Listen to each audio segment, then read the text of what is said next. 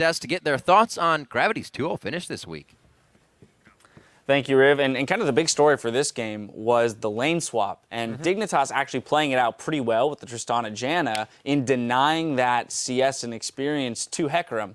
But Gravity managed to get back into the game. They had such a good start, using the really quick shove of Tristana and Janna to get on the other side of the turret before Keen could get in experience range. But then there was that mishap after the lanes, got back to normal, and Sion tried to fight Hecarim in the minion wave. And Hecarim was able to shove Sion all the way back to base and get the wave all the way into the turret. After that, they lost their huge advantage that they had, discrepancy with experience and gold of the top laners. And the rest of the game was honestly a pretty mixed bag. Yeah, and also the fact that Sion, is very powerful and had to level up over Hecarim, but the ignite that he brings to lane gives him that type of pressure to get in there and make that kind of comeback. So we saw him slowly but surely. I thought it was going to be another game where I'm like, Hanser loses a lane swap. He's not able to get any CS, but Gamsu kind of threw him a bone there and shoved the wave up and allowed him to freeze it again. Yeah, Gravity have had problems using the Hecarim and trying to get through the early game, and it almost happened again. Yeah. But they did get...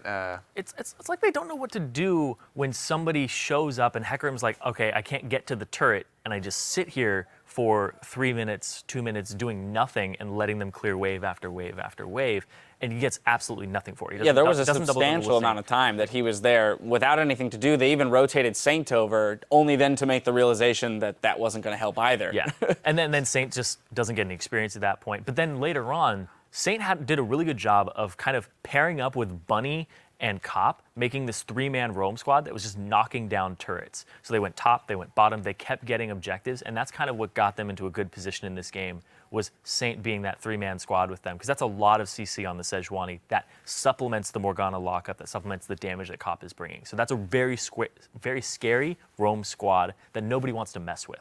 Yeah, one quick thing I want to hit on is, and Jat touched on it a little bit, is the idea that Gravity seems to be catching their opponents off guard a little bit with the fact that they have yesterday the Urgot mid. The tower dives mid? Exactly. No, they was catching everybody off. Right, yeah, exactly. Like, whoa. No, but that's part of my point, actually, is that they brought out the Fizz. They flex the Hecarim, right? They bring out the Fizz, but they put it mid lane, and they build it kind of bruisery AP. And although he wasn't having a ton of success in actually securing kills in the mid lane, right? They had the few attempted ganks in the mid lane.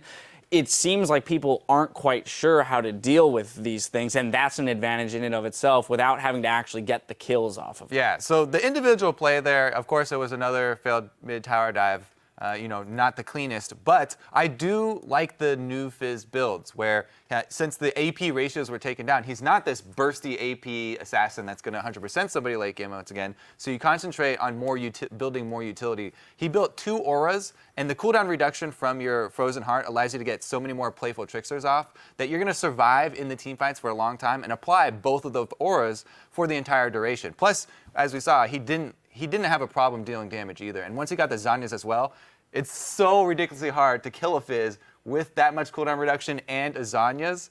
And the resistances, so that even when you are hitting him, you're not doing that much damage. And then the Giant's Belt for health, he's just going tanky. I think overall, though, the picture is really good for Gravity moving into playoffs. This is This is their 2-0 week. This is another win for them. They're feeling really, really confident moving into the playoffs and very secure in their spot. Yeah, they move to 9-7. Of the 2 games they have left to play, they're playing Cloud9 and Team 8, who is the other team that they were tied with. So as long as they play that game out well, really, they're in a fantastic spot moving into the playoffs with some momentum. So overall, a solid win for them there. A win they definitely needed to pick up against Team Dignitas, but solid all around by them. Now we have to take a quick break, but don't go anywhere, because when we return, we'll jump straight into the long-awaited rivalry rematch between Team Solo Mid and Counterlogic Gaming. You're not going to want to miss it. Bunny, do you have the sheet? No, do you?